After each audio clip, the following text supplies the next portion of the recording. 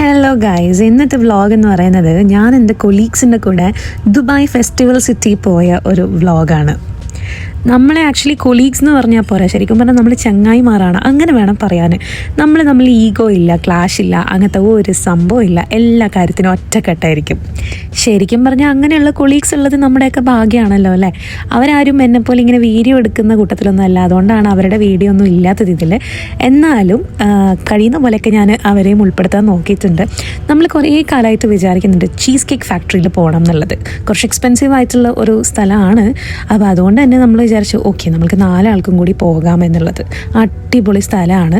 പക്ഷേ അതിൻ്റെ ഇടയിൽ ഞാൻ കരുതി ഓക്കെ ആ DFCയിൽ ഞാൻ അധികം പോകാറില്ല, അപ്പോൾ നല്ല ഭംഗിയുണ്ട് ഓരോ കഫേയും കാര്യങ്ങളൊക്കെ കാണാൻ വേണ്ടിയിട്ട്. അപ്പോൾ അതും കൂടി എടുത്ത് നിങ്ങൾക്ക് കാണിച്ചു തരാമെന്ന് വിചാരിച്ചു.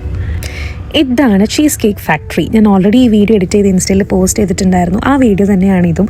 നമ്മളവിടെ പോയപ്പോൾ ഓർഡർ ചെയ്തിട്ടുണ്ടായത് ഹണി ട്രഫിൾ ചിക്കൻ പാസ്ത, അതുപോലെ റെഡ് വെൽവെറ്റ് ചീസ് കേക്കുമാണ്. നല്ല തണുപ്പുള്ള സമയത്ത് ഈ ഒരു സ്ഥലത്തൊക്കെ വന്നിട്ട് ഇരിക്കണം. നല്ല രസമാണ് അവിടെ ഇരുന്നിട്ട് ഫുഡ് എൻജോയ് ചെയ്യാൻ വേണ്ടിയിട്ട്. അപ്പോൾ നമ്മൾ 4 ആളുള്ളത് കൊണ്ട് തന്നെ അത്ര ഒരു എക്സ്പെൻസ് ആയിരുന്നില്ല. പിന്നെ എപ്പോഴെങ്കിലും ഫ്രണ്ട്സൊക്കെ കൂടി കഴിക്കുന്നത് ഒരു രസമാണല്ലോ. ഒരു മസ്റ്റ് ട്രൈ പ്ലേസ് ആണ് ഈ ചീസ് കേക്ക് ഫാക്ടറി. അവിടെയുള്ള എല്ലാ സാധനങ്ങളും അടിപൊളിയാണ്. പക്ഷേ നമ്മൾ കഴിച്ച സാധനങ്ങളൊക്കെ ഒന്നിനൊന്ന് മെച്ചമായിരുന്നു.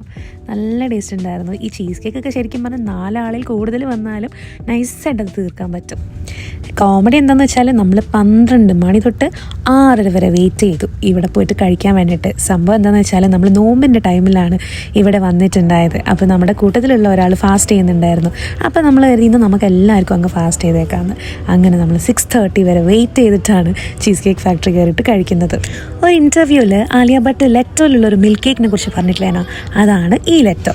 ഇതൊക്കെ കണ്ടപ്പോൾ എനിക്ക് സമാധാനത്തോടെ ഫോൺ പോക്കറ്റിൽ വെക്കാൻ തോന്നിയിട്ടില്ല. കാരണം എല്ലാം നല്ല ഭംഗിയുണ്ട് കാണാൻ വേണ്ടിയിട്ട്. കഫേ ആയിക്കോട്ടെ, ബേക്കറി ആയിക്കോട്ടെ, എന്തോ ആയിക്കോട്ടെ, ഇതൊക്കെ നോക്കി ഇതൊരു റെസ്റ്റോറൻ്റ് ആണെന്ന് പറഞ്ഞാൽ വിശ്വസിക്കുമോ?